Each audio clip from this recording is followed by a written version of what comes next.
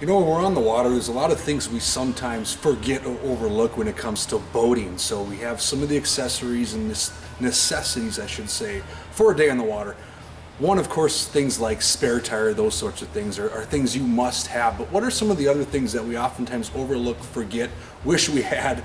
If the situation occurs where we don't have it, we really say, man, I wish I had this, this, or this. So I wanted to go over a couple quick things that make your life easier while out on the water.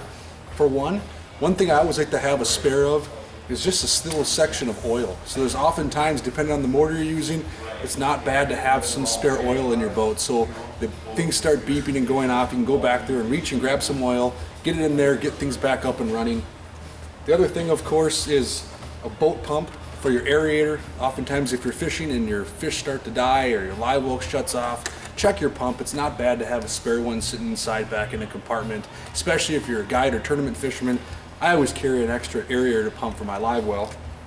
Then of course, you get to certain docks and you can't always tie off as easy as you want, so a dock line, some kind of logger dock line for tying off for different situations. You never know where you're going to be and where you need to tie off, so I always carry a 20-25 foot dock line in my boat so I can tie off to different situations. So that comes in handy. Then of course, I've fallen victim to this too, tie downs. The worst thing ever is if you get back there and let's say you break a tie down, you lose a tie down strap for putting your boat back on the trailer. I always carry a spare set with me in a trunk in the back of my truck in the glove compartment of my boat. So I always have a spare set of tie downs. And of course, last but not least, the infamous boat plug.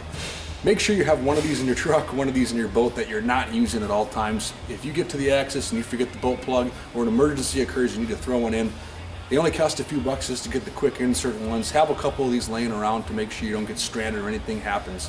Accidents can turn into tragedies real quick, so make sure you have a spare boat plug as well. So those are just a couple things. Like I said, you're going to have the mainstays, the spare tires, all that sort of stuff, but have some backup oil. You never know when your oil is going to run out, and it always runs out at the worst times. Have that throw rope, have a spare set of straps. Your live well pump goes out. It's not expensive to have a spare.